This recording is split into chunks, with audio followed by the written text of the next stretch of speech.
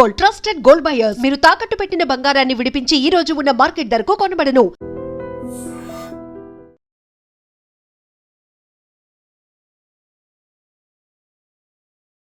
శనికావిశలోనూ తెలుసో తెలియక నేరాలు చేసి జైలు పాలైన కొంతమంది వారిలో సత్ప్రవర్తన వాళ్ళకి రాష్ట్ర ప్రభుత్వం క్షమాభిక్షకు ప్రసాదించింది.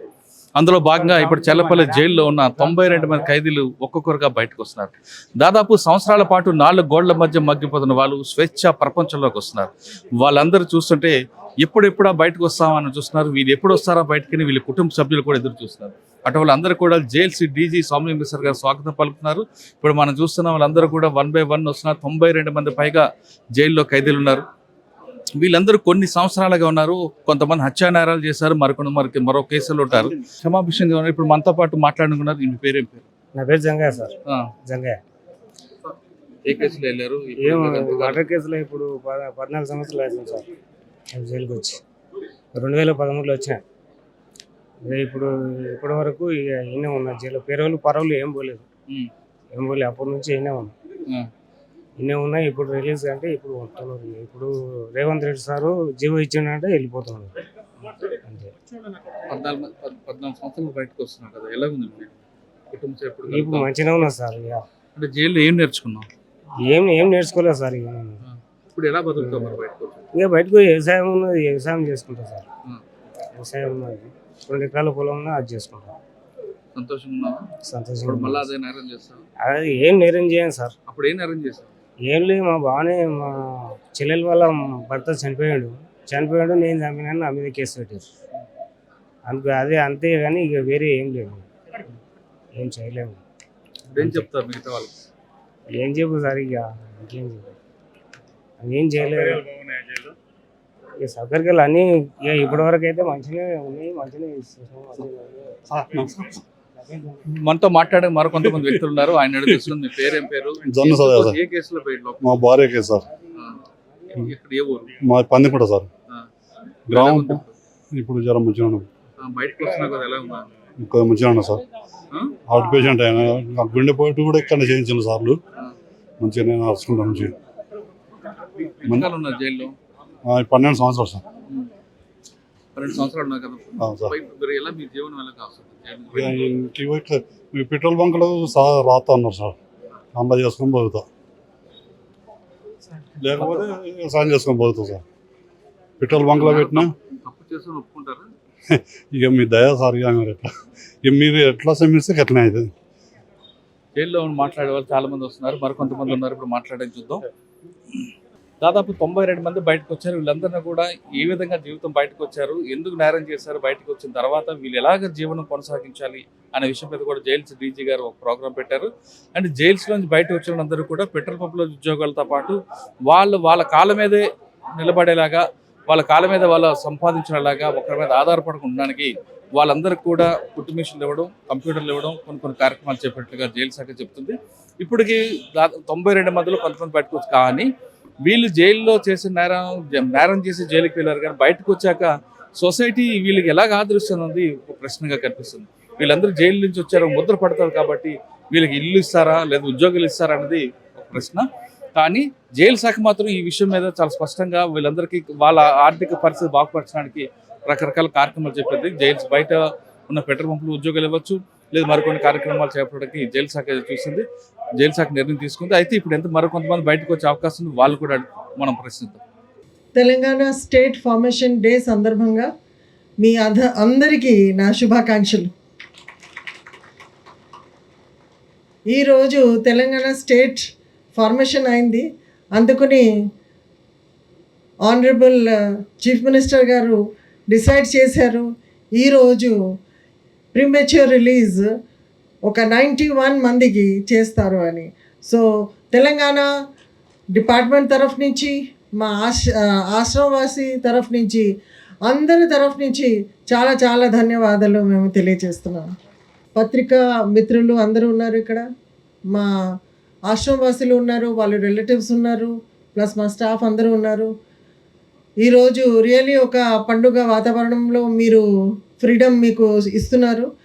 సో ఈరోజు ఒక కొత్త చాప్టర్ మీరు అందరూ స్టార్ట్ చేస్తున్నారు. ఆ కొత్త చాప్టర్ మీ లైఫ్లో ఒక టర్నింగ్ పాయింట్ లాగా ఉండాలి. నేను ఇంతకుముందు మీ అందరికీ చెప్పాను, మళ్ళీ మీరు ఇక్కడ రాకూడదు, మాకు చూడవద్దు, మేము కూడా మీకు చూడకుండా ఉండాలి. పోలీస్ స్టేషన్ అయినా సరే వెళ్ళి వాళ్ళు పని చేస్తారు. వాళ్ళకు వేరే సెల్ఫ్ ఎంప్లాయ్మెంట్ మేము నేర్పించిన స్కిల్స్తో కొంతమంది అగ్రికల్చర్ చేస్తారు, కొంతమంది ఫ్యామిలీ బిజినెస్ స్టార్ట్ చేస్తారు, ఇంకా కొంతమంది ఒక ఇండిపెండెంట్ ఆక్యుపేషన్స్ చేస్తారని అన్నారు. ఒక 38 ప్రిజనర్స్ వాళ్ళు వాలంటరీలీ మా ఫ్యూయల్ అవుట్లెట్స్లో పని చేస్తారు అని చెప్పిన తర్వాత వాళ్ళకు ఈరోజు అపాయింట్మెంట్ లెటర్ ఇవ్వడం జరుగుతుంది. కొంతమంది ఫీమేల్ ప్రిజనర్స్, ఒక 4 ఫీమేల్ ఆశ్రమవాసులు కూడా మేము వెళ్ళి టైలరింగ్ నేర్పించిన టైలరింగ్ మేము స్టార్ట్ చేస్తాము, ఓన్గా స్వింగ్ మెషిన్ కావాలి అని అడిగితే సెల్ఫ్ ఎంప్లాయ్మెంట్ అసిస్టెంట్ స్కీమ్ మా ప్రిజన్ డెవలప్మెంట్ ఫండ్ ద్వారా అది ఫండెడ్ అయింది. సో దాంట్లో మేము ఒక 4 స్వింగ్ మెషిన్స్ కూడా వాళ్ళకి ఇవ్వడం జరుగుతుంది. వీళ్ళు ప్రిజనర్స్ ఈరోజు ఈ ప్రోగ్రామ్తో ఆగిపోవద్దు. మీరు ఒక లైఫ్ లీడ్ చేశారు, ఇంతకుముందు రాజీ చెప్పినట్టు ప్రిజన్ లోపల ఒక లైఫ్ లీడ్ చేశారు. బట్ మీ రిఫర్మేషన్, మీకు ఇచ్చిన స్కిల్స్, మీ ఎడ్యుకేషన్ ఇక్కడ సీమితంగా ఉండకుండా జైల్ గేట్ తర్వాత కూడా అది మీతో పాటు వెళ్తుంది. మీరు అది సదుపయోగం చేసుకుని మీరు ఒక మంచి పౌరులుగా బయట వెళ్ళి బతుకుంటే మాది ఎంత ఎఫర్ట్ లాస్ట్ ఒక 15 సంవత్సరం నుంచి మీ మీద చేసిన ఎఫర్ట్స్ సార్థకంగా అవుతుంది అని మేము భావిస్తున్నాము. సో మీరు మంచిగా ఉండి మీ పరివారికి మీరు మంచిగా చూసి మీ సమాజంలో మీరు మంచిగా బతుకుంటే మాకు చాలా ఆనందంగా ఉంటుంది. మాకు అదే మా ఆబ్జెక్టివ్, అది మా ధ్యేయం. మీరు మంచిగా ఉంటే మేము కూడా చాలా హ్యాపీ ఫీల్ అవుతాము, మేము కూడా చాలా సాటిస్ఫైడ్గా ఉంటాము. మరి మీరు ఎవరు వస్తే మరి మీకు తెలుసు అది చాలా బ్యాడ్గా ఉంటుంది. మళ్ళీ మీరు మీ జీవితం అంతా మీకు ఎక్కడ గడిపి చేయాలి, మళ్ళీ బయటకు ప్రీమెచ్యూర్ రిలీజ్ ఏమి ఉండదు. సో మీకు ఇప్పుడు వెళ్ళటానికి కూడా ఎలాగ వెళ్ళాలి మీ అన్నీ ఏర్పాటు చేసాము. మీకు తీసుకెళ్ళి బస్ స్టాండ్, రైల్వే స్టేషన్ ఎక్కడెక్కడ మీకు వదిలేయాలి అవి అని ఏర్పాటు చేసాము.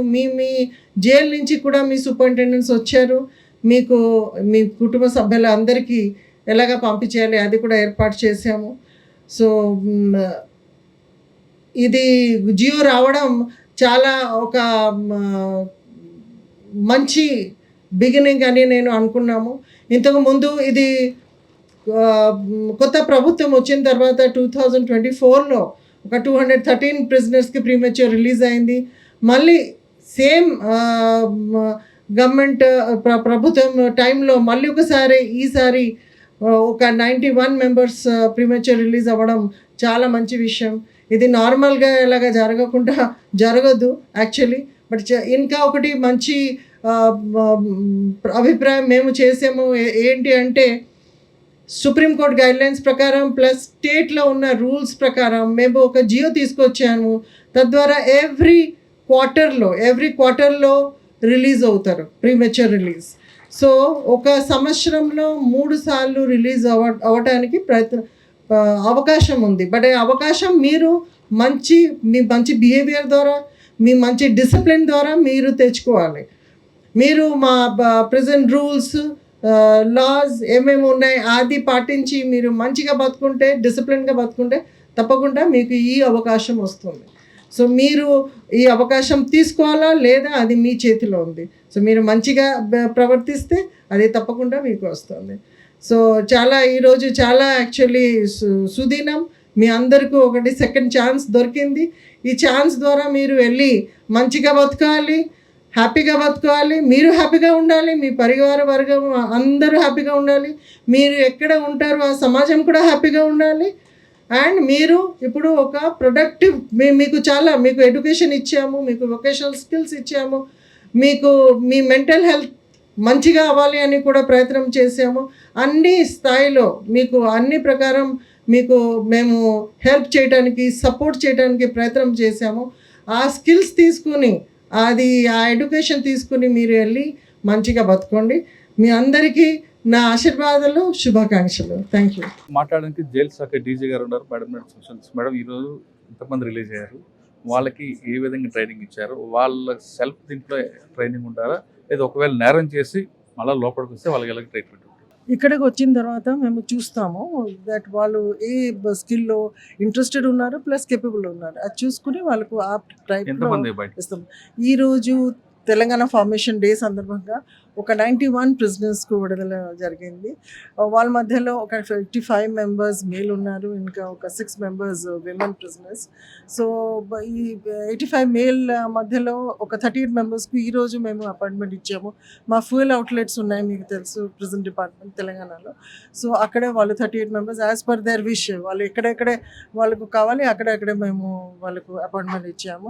మిగతా ఒక 6 మెంబర్స్ లేడీస్ మధ్యలో ఒక 4 మెంబర్స్ మాకు స్వింగ్ మెషిన్ ఇస్తే మాకు టైలరింగ్ కూడా నేర్పిస్తాం మేము ప్రిజన్లో. సో వేస్తే వాళ్ళు టైలరింగ్ షాప్ పెడతారు అని అన్నారు. సో వాళ్ళు కూడా అది హెల్ప్ చేసాము. కానీ జైలు డిపార్ట్మెంట్ వాళ్ళకి ఆదుకుంటుంది, కానీ సమాజం వాళ్ళకు స్టిగ్మా వేస్తుంది. ఆ స్టిగ్మాలో వాళ్ళకి ఇల్లు రెంట్ ఇవ్వడం, జాబులు ఇవ్వడం చేస్తారు. అటువంటి వాళ్ళకి మీరేం కల్పిస్తారు? అంటే అందుకని మేము రిలీజ్ అయిన ముందు వాళ్ళు ఫ్యామిలీకి పిలిపించి, మీరు విన్నారు, ఐజీ గారు కూడా చెప్పారు. సో ఫ్యామిలీకి పిలిపించి కౌన్సిలింగ్ ఇస్తాము. వాళ్ళకు యాక్సెప్ట్ చేయాలి, వాళ్ళకు మంచిగా బిహేవ్ చేయాలి అని, స్టిగ్మా ఉండకూడదు. మేము అందుకని ట్రై చేస్తున్నాము చాలా. వాళ్ళకు ఇఫ్ దే బికమ్ యూస్ఫుల్, మళ్ళీ ఫ్యామిలీ మెంబర్స్ వాళ్ళకు వదలడానికి అవకాశం ఉండదు. సో ఇక్కడ ఉన్నప్పుడు కూడా వాళ్ళు చాలా పనిచేసి గవర్నమెంట్ వేజెస్ ఎర్న్ చేసుకుని దానిలో సగం వాళ్ళు పెట్టి సగం ఫ్యామిలీకు ఇస్తున్నారు. సో చాలామందికి ఫ్యామిలీ కనెక్షన్స్ ఇన్ఫ్యాక్ట్ ప్రిజన్కు వచ్చిన తర్వాత ఇంకా స్ట్రాంగ్ అవుతుంది, ఎందుకంటే మేము ట్రై చేస్తాము అది స్ట్రాంగ్ చేయడానికి. ఇప్పుడు వచ్చిన దాంట్లో మీరు 307, 302 వాళ్ళు రిలీజ్ చేస్తున్నారు, అంటే 120B అటువంటి వాళ్ళకి రిలీజ్ చేస్తుందా? మేము ఎవరికి రిలీజ్ చేసాము అందరూ eligible. There are large number of eligibility criteria. So అవి అన్నీ చెప్పాలంటే it is not possible. Lot of criteria are there. ఆ క్రైటీరియా అంతా ఈచ్ అండ్ ఎవ్రీ క్రైటీరియా త్రూలో వెళ్ళిన తర్వాతనే రిలీజ్ అవుతుంది. ఇప్పుడు వీళ్ళు బయటకు వచ్చారు, వచ్చిన తర్వాత వాళ్ళకి సెల్ఫ్ డిఫెన్స్ ఉన్నారు, బాగానే ఉంటారు. కానీ రిపీట్ అయ్యి మళ్ళీ వస్తే రాకుండా ఉండాలి, అది ఉంది. బికాజ్ ఇప్పుడు వెళ్ళిన వెంటనే ఒక 15 డేస్లో వాళ్ళు పోలీస్ స్టేషన్లో హాజరు పెట్టాలి. ప్లస్ ఎవ్రీ 3 మంత్స్లో district probation officer plus local police స్టేషన్లో కూడా వాళ్ళు వెళ్ళి కలవాలి, చెప్పాలి. ఎస్ వాళ్ళ మధ్య అంటే పోలీస్ డిపార్ట్మెంట్ చేస్తారు, డిస్ట్రిక్ట్ ప్రొబేషన్ ఆఫీస్ చేస్తారు. ఎందుకంటే prison department beyond the wall మాకు సర్వేలెన్స్ చేయడానికి అలాగ లేదు. ఎంతమంది ఉండొచ్చు లోపల బయటకు రావడానికి? అది ఎలిజిబిలిటీ ప్రకారం అవుతుంది. వచ్చిన అందరి మీద కూడా బయటకు వచ్చినా వాళ్ళ మీద సర్వేలెన్స్ ఉంటుంది అంటున్నారు డీజీపీ స్వామి మిశ్రా గారు. తుమ్మల సాయన్న ఇప్పుడు ఆదిలాబాద్ మీద ఎందుకు జైలుకి వెళ్ళారు? జైల్లో ఎంతకాలం ఉన్నారు, బయటకు వచ్చాక ఎలా గడుపుతారు? ఇప్పుడు మీ కుటుంబం ఎలా చూస్తారు సార్? బాగా గడుపుతారు. జైలు నాలుకమాడకి ఇచ్చిన సార్. ఏ కేసులో వెళ్ళారు? మర్డర్ కేసులో సార్. ఎవరిని చంపారు? మా మిస్సెస్ చనిపోయింది సార్, అనుకోకుండా. నేను లేను సార్. ఎంతకాలం జైలు ఉన్నారు? 13 సంవత్సరాలు సార్. మీ పిల్లలందరూ ఎక్కడ ఉన్నారు మరి? సార్ పిల్లలు కాలేదు సార్. రాలేదా? వచ్చారా? అక్కడ ఉండొచ్చు కదా. లేదు సార్, కొడుకు మా తమ్ముడు కొడుకు. మీ అబ్బాయి వచ్చాడా? ఇప్పుడు బయటకు వచ్చారు కదా, తిరిగి మరి ఎలాగ మీ కుటుంబాన్ని సార్? వ్యవసాయం ఉన్నది సార్, వ్యవసాయం ఉన్నది సార్. మీకు తెలుసో తెలియక నేరం చేసి వెళ్ళారు. బయట ఉన్న సమాజానికి ఏం చెప్తారు మీరు? సార్ ఇట్లా అనుకోకుండా పోవద్దు, మంచిగా ఉండాలని చెప్తా సార్. జైలు ఏం నేర్చుకుంటారు సార్? బంకు కొట్టుడు నేర్చుకున్నా సార్, పెట్రోల్ బంకులో పని చేసిన సార్. రోజు ఏం చెప్తుంటారు జైల్లో పొద్దున్న లేచింది? పొద్దున నాకు టైం దొరకలేదు, పొద్దున్న లేవగానే సార్ పెట్రోల్ బంక్ పోతా, డ్యూటీకి పోతా సార్, అంతే సార్. మరి కొంతమంది ఉన్నారు, చెప్పండి మీ పేరేం పేరు? నా పేరు శేఖర్ రెడ్డి సార్. లోపలికి ఎంతకాలం జైల్లో ఉన్నారు? 306 సెక్షన్కి వచ్చిన సార్. 302 2011లో వచ్చిన సార్. అదే పొలం కాడ చెట్ల పంచాయతీ ఉండే, మాట్లాడుతున్నట్టే పోయినందుకు అన్న తమ్ముడు ఇద్దరు అని ఏ నేరం చేయకుండా కేసులు ఎక్కిచ్చారు. అయితే అన్న కొట్టిండని తమ్ముని కూడా పెట్టాలని పెట్టేసారు. అనవసరంగా 15 సంవత్సరాలు. పిల్లలు అందరూ బయట ఉన్నారు? బయట ఉన్నారు సార్. వాళ్ళందరూ ఎలా ఉన్నారు చూసారు? కనుక్కున్నాను సార్. పరోల్ పేర్లు పోయేస్తారు సార్. ఇప్పుడు బయటకు వచ్చారు కదా సార్, మరి వాళ్ళందరూ ఎలా సాగుతారు? తిరిగి వ్యవసాయం ఉంది సార్, వ్యవసాయం ఉంది, మళ్ళీ పెట్రోల్ బంకులో పనిచేస్తాం. మన డీజీ సార్ గిన చెప్పిండు, మీరు ఉపాధి కొరకు చెంచాలగూడ జైలు పంపుకు రావాలి, పని చేసుకోవాలి, బతకాలని చెప్పేశారు కొంతమంది తెలుసో తెలియక నేరాలు చేస్తుంటారు సార్. అటువంటి వాళ్ళకి మీరు ఏం చెప్తారు? చెయ్యొద్దు, పోవద్దు, ఏమైనా కొట్లాటైనా పోవద్దు, వినొద్దు, విన్నా కానీ నేను చూడలేనని చెప్పాలి. అది చూసినా కూడా చెప్పాలా? చూసినా కానీ నేను చూడలేని చెప్పాలి. ఎందుకు? మళ్ళీ లేకపోతే జైలుకి పట్టిస్తారు కదా సార్. ఇక్కడ ఉండదు విట్నెస్ చేయరు. లేదు సార్, మేమేం చేయలేదు సార్. మేము చేయకుండా ఆడ 20 మంది 30 మంది ఉర్రు. మా అన్న ఆయన ఇద్దరు కొట్లాడుతుంటే నేను మధ్యలో పోయినా. మధ్యలో ఎందుకు కొట్లాడుతున్నా ఇడిపించినందుకు అన్న తమ్ముడు అని ఇద్దరు పెట్టేశారు. ఇప్పుడు వేస్ట్గా 15 సంవత్సరాల జీవితం ఖరాబు. అట్లా ఎగనెస్ట్ పార్టీ అదొక రాజకీయం కిందకి వచ్చింది సార్. అది ఆ 15 సంవత్సరాలు బయట ఉంటే పిల్లల్ని బాగా చదివించాలి, బాగా చదివించేది, బయట తోలిస్తాను. కానీ హుషారు ఉండేది, కష్టపడ్డా, పని చేసుకున్నా, ఇల్లు కట్టుకున్నా, ఏం లేకుండే. కానీ పెట్రోల్ బంకులో పని చేసుకొని జర 15 ఉపాధి సంవత్సరాలు జైల్లో ఉన్నారు కదా. అవును సార్. మీ సగం వయసు అంతా కోల్పోయారు. కానీ కోల్పోయారు జైల్లో ఏం సార్. నేర్చుకున్నారు? స్వల్పవర్తన నేర్చుకున్నాం. మళ్ళీ ఏడ కొట్లాడినా ఏదున్నా పోవద్దు అనేది అంతే. కానీ పని కూడా మంచిగా నేర్పించారు సార్. మంచిగా పని చేసుకోవాలి, ఉండాలి, కొట్లాడొద్దని. హలో, ఏం పేరు అన్న పేరు? నరసింహులు. మీ పేరు నరసింహులు. ఏ కేసులో లోపలికి వెళ్ళారు? భార్య కేసులో. ఎలా ఆమె చంపారా మీరు? గొడవ పెట్టుకుంటే ఆమె చచ్చిపోయింది. గొడవ పెట్టుకుని చచ్చిపోయిందా? కాల్చుకొని. ఎంతకాలం జైల్లో ఉన్నారు? 13 ఏళ్ళు అవుతుంది సార్. మీ భార్యని చెప్పని బయటకు వచ్చారు, పిల్లలు ఉన్నారా మీకు? ఉన్నారు సార్, బాబు ఉన్నాడు. మరి వాళ్ళ గురించి ఆలోచించలేదు అప్పుడు? ఇంకేదో అప్పుడు అనుకోలేక అట్లా అయిపోయింది సార్. మరి ఆ అబ్బాయి ఏం చేస్తున్నాడు? చిన్నగా ఉన్నాడు సార్, చదువుకుంటున్నాడు. ఎన్ని సంవత్సరాలు జైల్లో ఉన్నారు మీరు? 13 సంవత్సరాలు అయింది సార్. 13 సంవత్సరాలు బయటకు వచ్చారు కదా, ఇప్పుడు మీకు ఎలాగ జీవనం వెళ్తుంది? గట్టి ఇంకా బాధపడుకుంటూ ఉన్నాం సార్. మరి ఇల్లు ఆకలి అని కుటుంబం పోషణ అది ఎలా? అంతే గట్లే పాకం అయిపోయింది. సరే, తెలుసో తెలియక నేరాలు చేస్తుంటారు, అటువంటి వాళ్ళకి మీరు ఏం చెప్తారు? ఇంక తెలియదు, ఇప్పుడు చేయొద్దు అని చెప్పాలి సార్. ఏం డబ్బులు పట్టుకు అవి పని చేసిన డబ్బులు ఇచ్చారు సార్. ఇచ్చారు? అదే ఇప్పుడు లెక్క ఉన్నాయి, 15,000 ఉన్నాయి. అట్లా జైల్లో ఏం నేర్చుకున్నారు మీరు? ఇంక స్కూళ్ళు అవి ఇవి నేర్చుకున్నాం సార్. ఇంకా బాధపడుకుంటే ఇంక స్కూల్ నేర్చుకుని కూడా బాగా రాలే. అవు సార్. జైల్లో చాలామంది తెలుసో తెలియకో నేరాలు చేస్తుంటారు. ఇప్పుడు మనం మాట్లాడిన వాళ్ళలో కొంతమంది కుటుంబంలోని గొడవల్లోనో లేదా అన్యాయంగా రాజకీయ తగదలతోనో గొడవలు పడుతుంటారు. అటువంటి వాళ్ళు జైలుకి వస్తారు. దాదాపు 14-15 సంవత్సరాలు జైల్లో ఉన్నారు.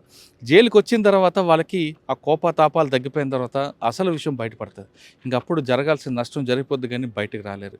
లోపల వాళ్ళు ఉంటారు కానీ కుటుంబం గురించి ఆలోచిస్తుంటారు. కానీ కుటుంబం అప్పుడే బయట ఉండి చాలామంది ఇబ్బంది పడుతుంటారు. ఆ విధంగా 14-15 సంవత్సరాలు జైల్లో ఉన్న వాళ్ళకి జైలు శాఖ వాళ్ళలో సత్వరం కల్పించడానికి, వాళ్ళకి మార్పు తీసుకురావడానికి యోగాలు, క్లాసులు నేర్పిస్తూ వాళ్ళ కుటుంబం మీద వాళ్ళ కాళ్ళ మీద వాళ్ళు ఆధారపడడానికి రకరకాల కార్యక్రమాలు చేపడుతూ బయటికి తీసుకొచ్చింది. ఆ విధంగా 14-15 సంవత్సరాలు జైల్లో వాళ్ళందరూ కూడా బయటకు వచ్చారు. తెలంగాణ రాష్ట్రం మొత్తం మీద కూడా దాదాపు 100 మంది పైగా వచ్చారు. ముఖ్యంగా చర్లపల్లి జైల్లోనే 90 మంది పైగా వచ్చారు. వీళ్ళందరూ కూడా జైలు శాఖ వాళ్ళకి స్వయం ఉపాధి కల్పించుకోవడానికి నాకు కావాల్సిన అన్ని ఏర్పాట్లు చేసి శిక్షణ ఇప్పించి బయట పంపించింది. అంతేకాకుండా వీళ్ళు ఎవరైనా పని చేస్తామంటే వాళ్ళకి జైలు శాఖలో పెట్రోల్ బంకులో ఉద్యోగాలు, అదేవిధంగా స్కూల్లో ఉద్యోగాలు, స్కూల్లో టీచర్ ఉద్యోగాలు, కొన్ని కార్యక్రమాలు వేసి పంపిస్తుంది. కాబట్టి వీళ్ళు వచ్చిన వాళ్ళందరూ కూడా ఖచ్చితంగా వాళ్ళ కాలం మీద నిలబడతారు. అయితే వీళ్ళు చెప్పింది మంచి మెసేజ్ ఏంటంటే, క్షణికావేశంలో నేరాలు చేయొద్దు, చేసి మాలాగా జైలు జీవితం కావద్దు. జైలుకి వచ్చిన వాళ్ళందరూ కూడా సుఖపడరు, చాలా బాధపడతారు. జైల్లో సమయానికి భోజనం దొరికినా, అన్ని ఏర్పాటు ఉన్నా కుటుంబం మన స్వేచ్ఛ కోల్పోతామన్నది వాళ్ళు చెప్తున్నారు. ఏ నేరం చేసి వచ్చావు?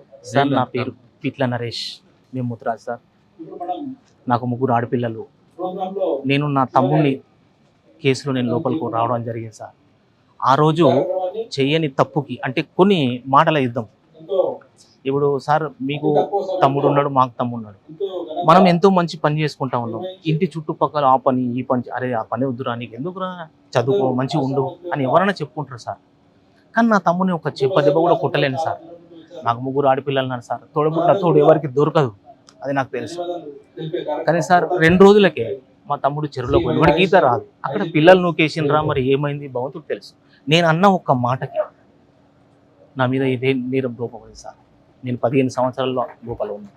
నేను ఈ 15 సంవత్సరాలు జైలు వచ్చిన సార్. నేను నా తమ్ముడిని చంపినా అని చెప్పొచ్చు, కానీ నేను చెప్పలేను సార్. ఆ మాట కూడా నా నోరింబట రాదు. నాకు జైల్లోకి వచ్చాక ఏం నేర్చుకున్నారు? జైలులో ఫస్ట్ ఆఫ్ ఆల్ సార్ ఓపిక, ఎదుటి మనిషికి గౌరవం ఇవ్వడం. మనం ఏది చేసినా ఓపికతోటి చేస్తే ఏదైనా చేయగలుగుతాం. ముఖ్యంగా మన కుటుంబాన్ని పోషించుకోగలుగుతాం. నాకు 3 ఆడపిల్లలు ఉన్నారు సార్.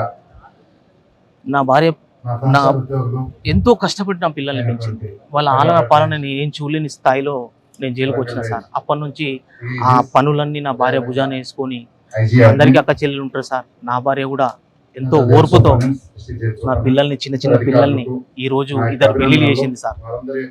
ఆమెకి ఎప్పటికీ నేను రుణపడి ఉంటాను. ఇప్పుడు నా పిల్లలు నేను రాక కోసం ఎంతో ఆనందంగా ఎదురు చూస్తూ ఉన్నారు సార్. అది నేను మన ముఖ్యమంత్రి రేవంత్ రెడ్డి గారికి నేను ఎప్పటికీ మా ఖైదీ సోదరుల తరఫున, అందరి తరఫున ఆయన పాదాలకు నమస్కరిస్తున్నాను. కొంతమంది తెలుసో తెలియక నేరం చేస్తారు, కొంతమంది కావాలని చేస్తుంటారు. ఆ జైలుకి వెళ్తే ఏమవుతుంది, మన పథకాలు బయటకు వస్తాం. అటువంటి ఆలోచన మీరు ఏం చెప్తారు సార్? అటువంటి ఆలోచనతోటి తక్కువ మంది సార్, తక్కువ మంది. ఒక్కసారి తప్పు చేసిన వాళ్ళు మళ్ళీ జైలుకు రావడం అనేది జరగదు. నేనేమంటా అంటే సార్, తప్పుకు ప్రాయశ్చితం అనేది ఉంటుంది. చెయ్యని వాళ్ళు, చేసిన వాళ్ళు, అసలు మనకి ఎందుకు తప్పు చేయాలి, అసలు చేయాల్సిన అవసరం ఏంది అనేది 2 ఉంటాయి సార్. చాతగాని వాళ్ళు చేసేది అలాంటి పని సార్, చాతగాని వాళ్ళు చేసేది మంచి పని సార్. ఒకసారి సార్ ఒక్కసారి జైలుకి వెళ్ళి బయటకు వచ్చినాక సార్ మళ్ళీ ఆ తప్పు చేయాలనే ఆలోచన రాదు సార్. ఎందుకు రాదంటే జైలు చాలా నేర్పింది, ఎలా ఉండాలి నేర్పింది, ఏం ఉపాధి నేర్చుకుంటామని నేర్పింది, ఎంత గౌరవంగా బతకాలనే స్వేచ్ఛ కూడా మాకు. అధికారులకు మేము ఎప్పుడు మర్యాద ఇస్తూ వాళ్ళ మంచి నేర్చుకుంటూ మా కుటుంబం కోసం మేము ఏమైనా చేయాలి, మా కుటుంబాన్ని పోషించుకోవాలి అన్న ఆలోచనతో ఈ 15 సంవత్సరాలతో ఎదురు చూసి ఇప్పుడు బయటకు వచ్చింది. నీ పేరేం పేరు, ఏ కేసులో జైలుకి వచ్చారు, ఏ కేసులో జైలుకి వచ్చారు, ఎంతకాలం ఉన్నారు, బయటికి వెళ్ళి ఎలా జీవిస్తారు? నా పేరు బండారు లక్ష్మి. 8 సంవత్సరాలు జైల్లో ఉన్నాను. నాది భర్త కేసు. నా కేసులో భర్త చనిపోయాడు. ఎందుకు భర్తను చంపారా? చంపలే కానీ వేరే చంపితే అది నా మీద వచ్చింది అనమాట. వచ్చి గొడవలలో చనిపోయాడు. చనిపోతే నేనే చేసిన అన్నట్టు చేసి ఆ కేసు 5 ఏళ్ళు బయట నడిచింది. 8 సంవత్సరాలు జైల్లో ఉన్నారు. జైల్లో ఉన్నాను. పిల్లలు, కుటుంబం ఎలా మరి?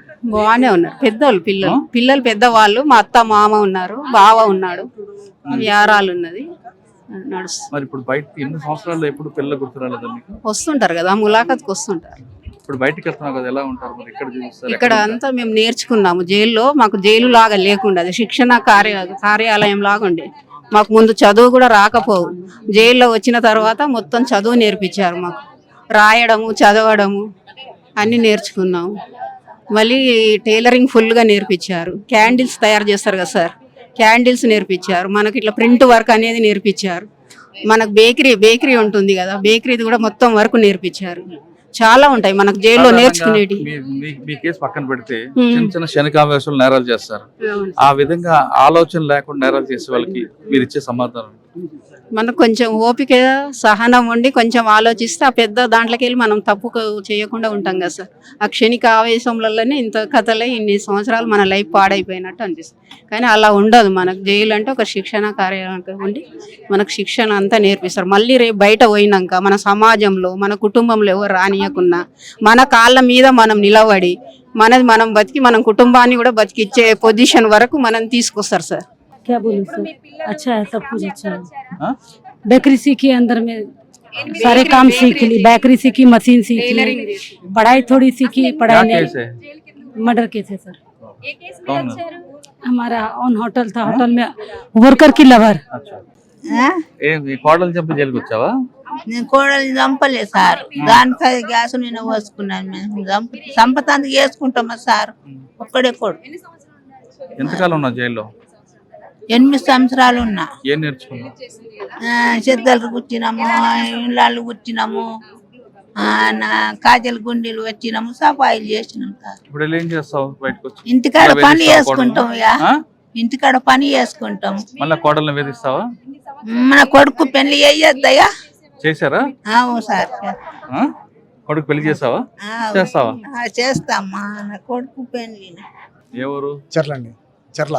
చెర్ల. చెర్ల. అక్కడ ఎవరిని చంపావు? ఇక్కడ చిన్న గొడవలో అయిందండి. చంపారా? ఆ, సార్. శనికావేశం శనికావేశం ఎంతకాలం ఉన్నారు జైల్లో? 16 సంవత్సరాలు. 16 సంవత్సరాలు. ఏం సాధించారండి జైలుకి వచ్చినారు? సాధించిందంటే జీవితం నాశనం చేసుకున్నాం. జీవితం నాశనం చేసుకున్నాం.